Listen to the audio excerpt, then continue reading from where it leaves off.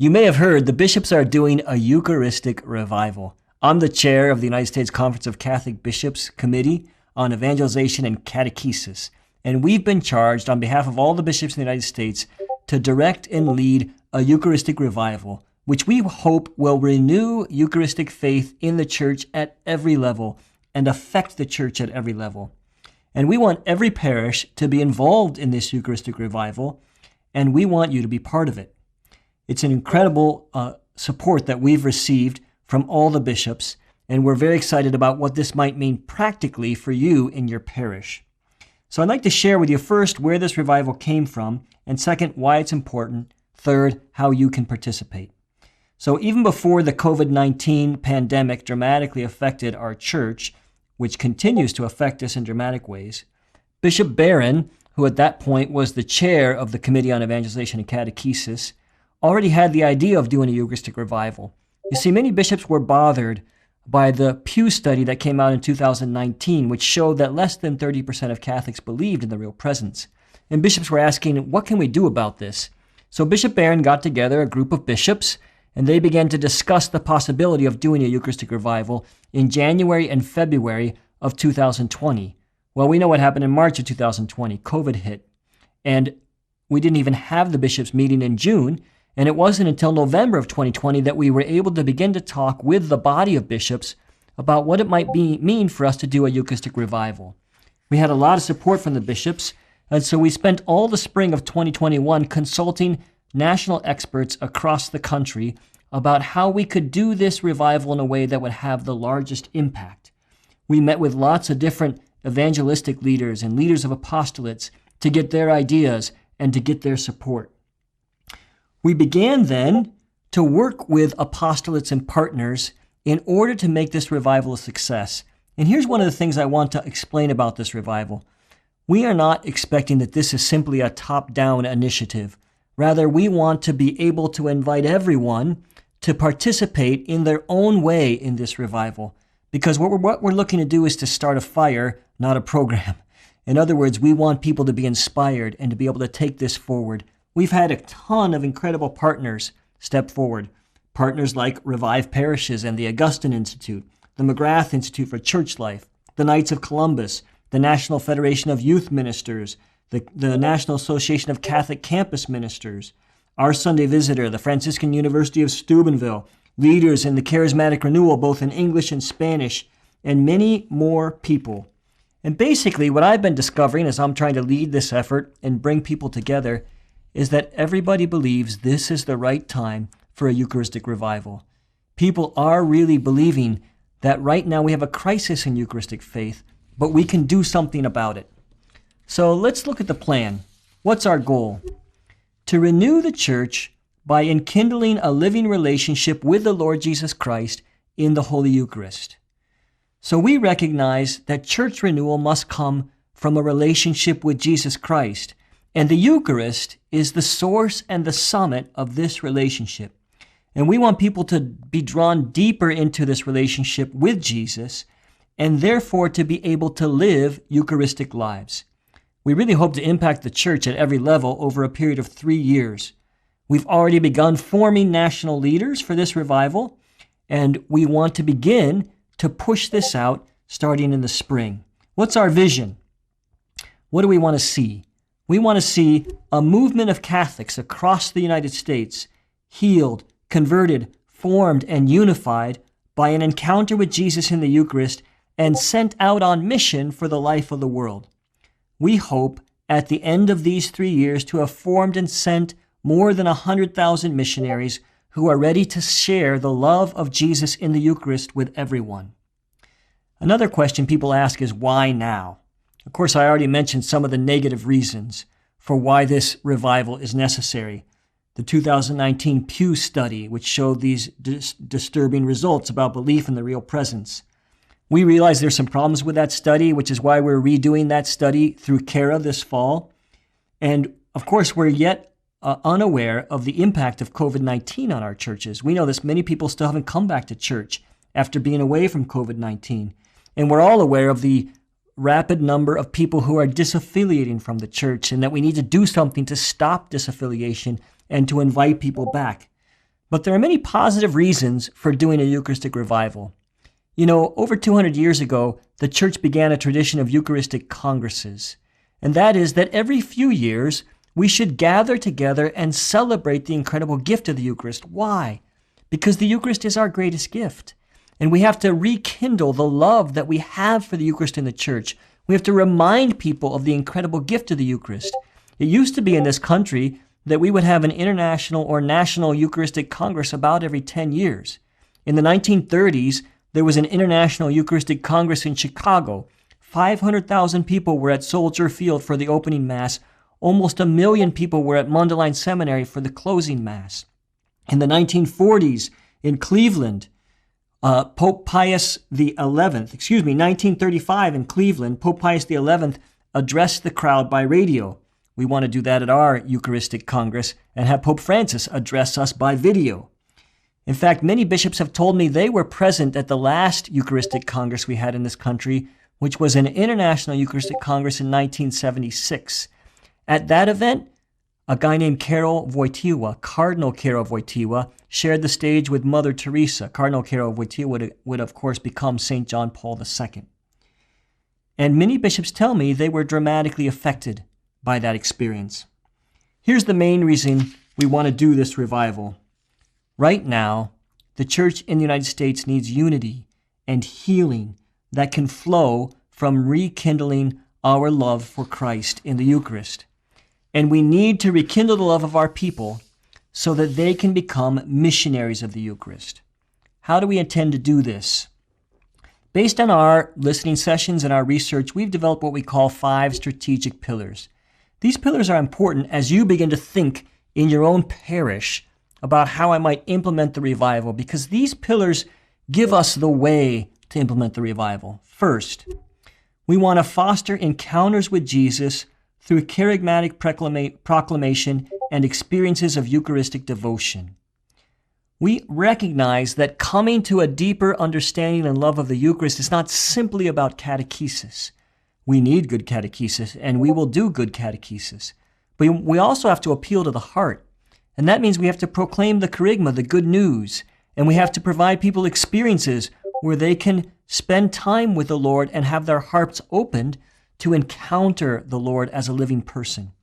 Second, we want to contemplate and proclaim the doctrine of the real presence of Jesus in the Eucharist through the truth of our teaching, the beauty of our worship, and the goodness of a life of service.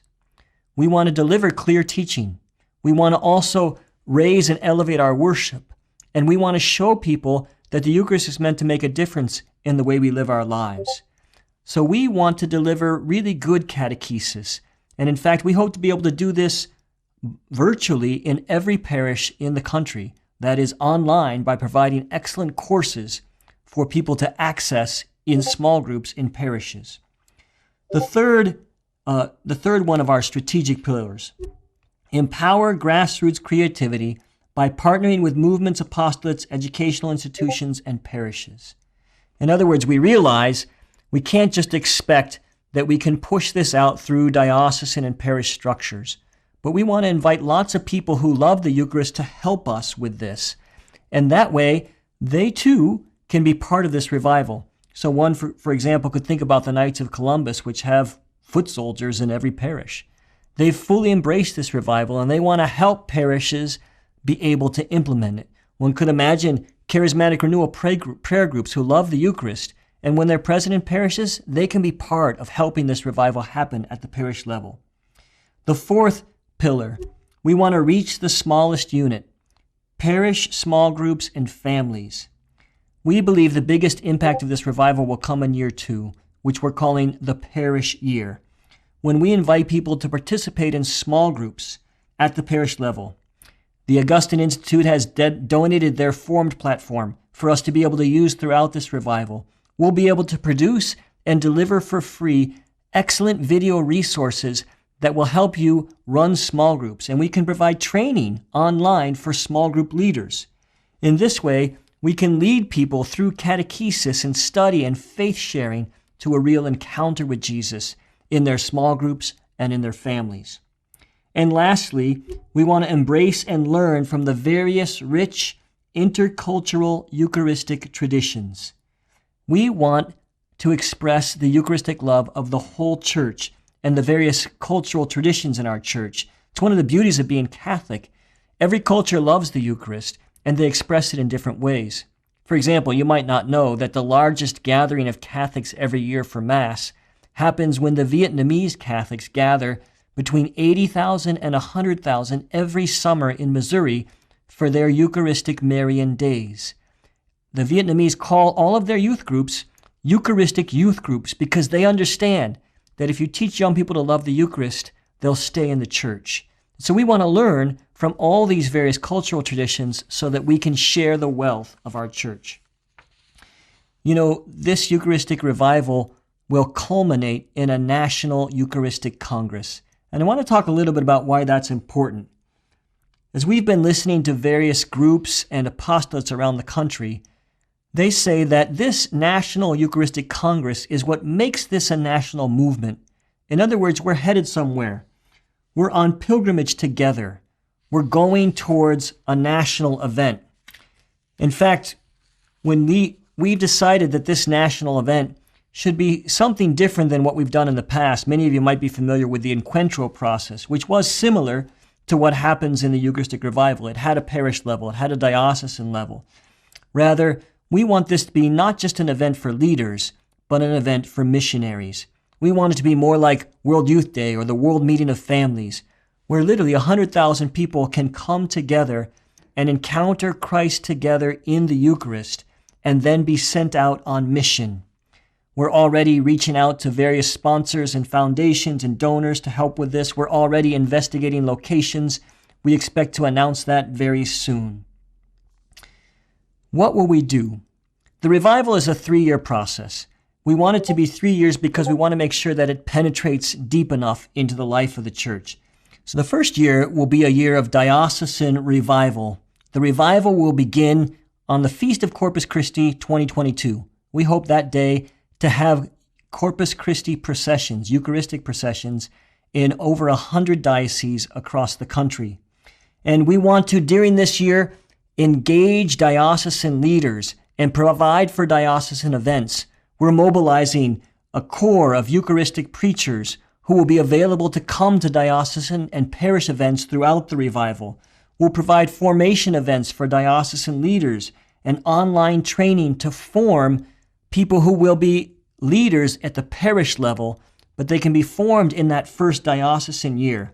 We hope that diocesan partners will have Eucharistic congresses at the end of that diocesan year. And during that year, there'll be a national media and social media campaign. We've already engaged almost all the Catholic media apostolates, and they're very grateful to participate in this bishop's Eucharistic revival. And we expect that some of the major events of the year will focus on the Eucharist. Things like NCYC and Focus Seek Conference and Steubenville Youth Conferences. They'll make the Eucharist their focus to give the sense that the whole country is doing a Eucharistic revival.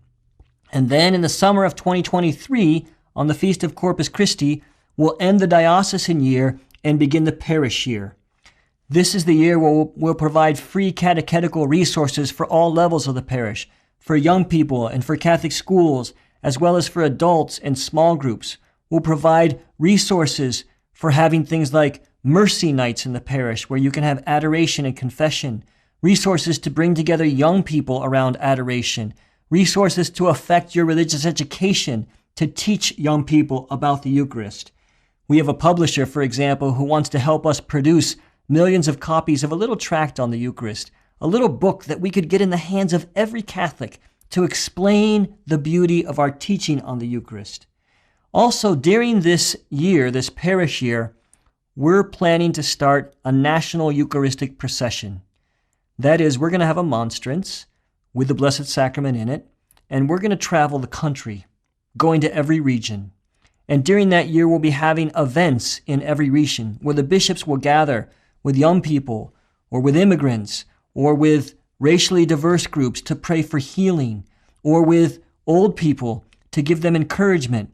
We'll have different events as we go around on this national Eucharistic pilgrimage, and the whole church in the United States will be able to follow this, all headed towards the National Eucharistic Congress in the summer of 2024, where we hope to have 100,000 Catholics gathered together in order to celebrate and proclaim the gift of the Eucharist.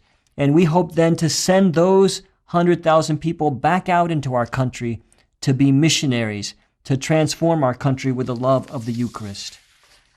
So how are we going to do this? Well, we already have a national executive team made up of leaders from around the country.